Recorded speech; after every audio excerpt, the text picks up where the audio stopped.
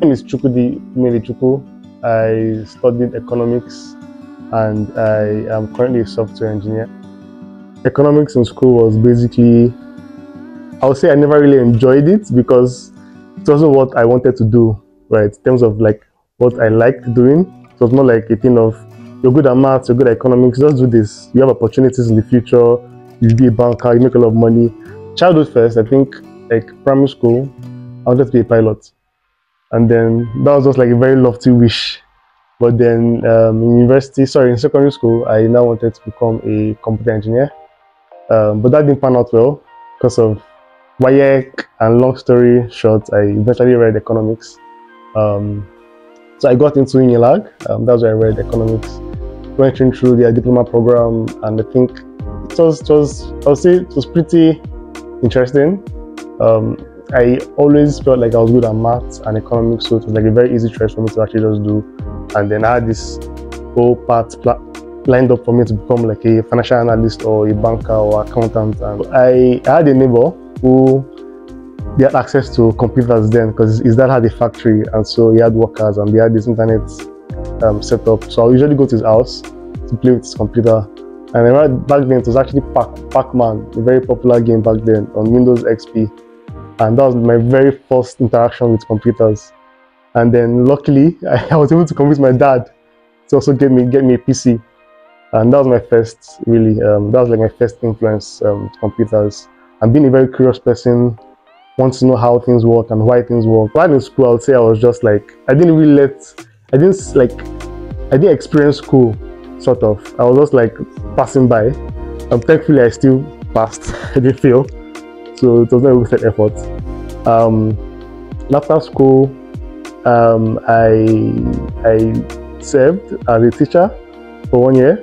I taught economics, so that was actually a good experience, communicating. And then immediately after NYC, in the same month I was actually going to pass out, I was lucky enough to get a call from an old-time friend, Miriam. She told me about this opening at Host. It was a customer service position. But I think I was really psyched about it because it had to do with computers, right?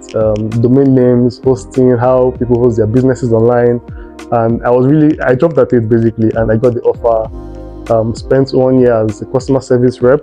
And I think that experience was really, really interesting for me because I got to communicate more with users. I got to troubleshoot issues, customer calls, and it's shouting at me, why is my website not live? This and that. Dig into the issue, figure it out, communicate, calm them down. I basically got to learn a lot of like customer management skills at that role, and also debugging skills. And then that happened for like a year, and I was made the technical support rep, sort of, because I was actually very technical. And yeah, in that role, I think I now got influenced by the programmer in the company. So Host, of course, they host websites, they sell domain names, but they also build bespoke applications for customers. And so I always see this guy in his desk, just alone, nobody disturbing him. CEO comes and says, we need this. And he just writing code, turning out features. And I think that really attracted, that really like influenced my decision to go into tech in some way. And at the same time also, this was 2017, Andela was not like a big deal. And so they were starting this dream of you writing code, building tech companies to actually change the world and influence people's lives. So I think I kind of like bought that dream, and I resigned from my job. Just because I was trying to learn while on the job, it was very, very stressful. A shift job, I could be on 9 shifts, afternoon shifts, morning shifts, but I realized that, you know what, I'm sure this is what I want to do, right? And so I resigned. And I just said, you know what, I'll just go back home, spend all my time learning how to code. Around the time I was done with service, I'd actually already started my ICANN classes, because initially the dream was to become a top-notch financial analyst or investment banker. And I'd actually passed the first stage of ICANN. But one day I was actually reading, while I was studying for that exam, I was not really like reflecting on like my life choices. I started to think about like long-term. Okay, 10 years from now, do I really want to be one financial manager? Like, would that really like give me satisfaction? And I went through that phase of like really thinking about what I wanted to do in life.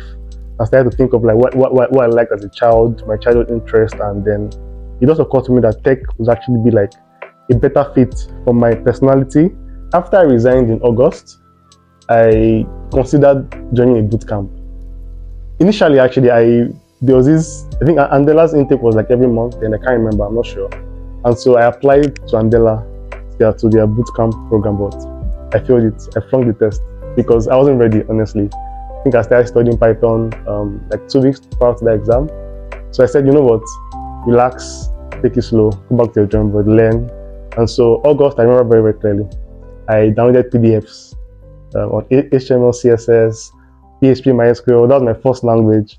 And then I basically just, while reading the PDFs, you're trying out the code samples, excited that things are working. And I think that was basically it for me. And then I also had help from Tunji, the guy that's from a former colleague at Ghostrifter.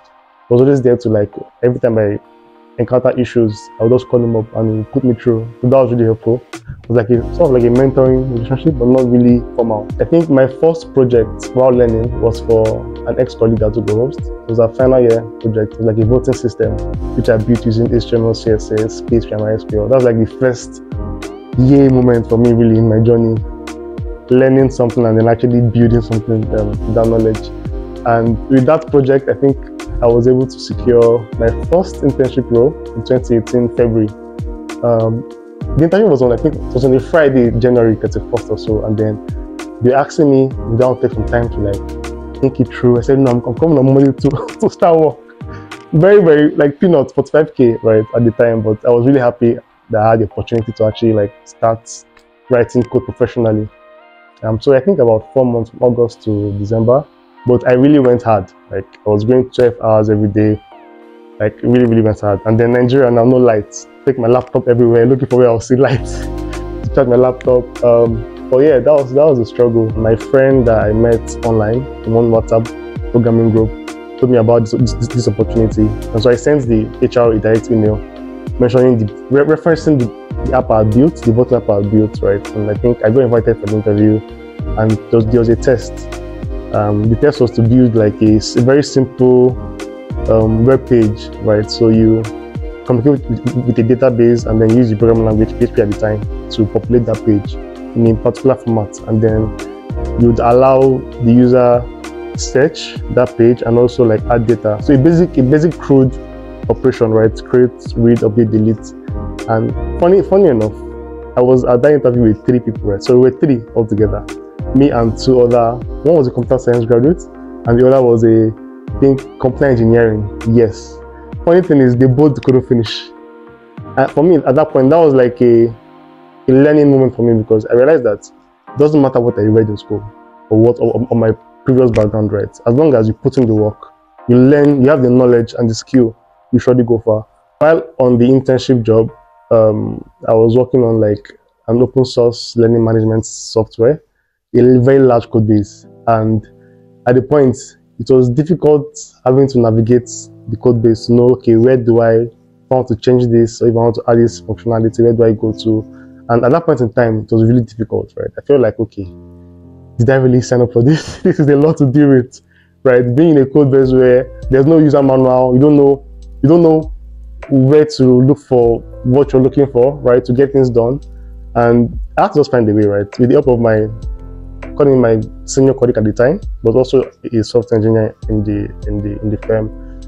Yeah, with his help, I think I was able to navigate that phase of my life, getting more comfortable with the code base and knowing that, okay, yes, I can actually make changes and no issues. Starting out, it wasn't really easy. I used to earn as little as 45K, and that was like going from mainland to the island, and so you have to factor transport. But I mean, I'll say I've been grateful over time. Every new opportunity I've had ever since then has been like an increase sort of, so definitely more financial strength over the years. You just have to have the character, perseverance, and one thing you would definitely lack with the traditional like tech background is like the foundations, of course, right? So how computers work, maybe being very comfortable using the computer. And but yes, I mean, there's nothing that's not possible, right? There's nothing that's impossible as long as you have that drive to learn. You don't have to be a genius to learn to code. You only have to want to learn and keep at it, right? But there'll be days where you'll be confused. There'll be days where what you're doing is not reading any results, or you're totally just like frustrated, right? There's a lot of frustration involved, right? And if you don't keep at it, if you don't reach out for help, you get stuck. And when you do get stuck, you give up. Right? I almost give up at one point, but I had to just keep at it. I was an average student in school, but that didn't hinder me from learning how to write code, right? Because I really wanted to learn how to write code.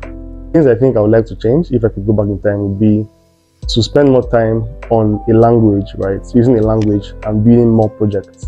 Because I feel like mastering one language first before jumping to other languages is a big plus. And what I did actually was just jump on the next very catchy technology. And then what that does is that you don't get to learn as much, right, in that language, and then even understanding what that language tries to solve and the culture behind that language, right? So I think I would have definitely wanted to spend more time on the language and before jumping into or onto other languages. That's one.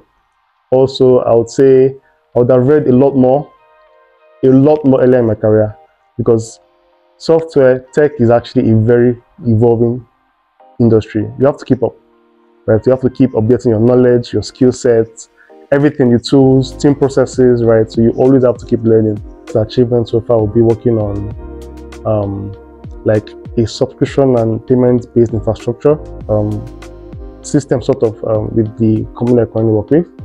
So basically allowing users to pay to read our articles, and then there's a lot of things involved, right? So you pay for a subscription, you have subscription management, right?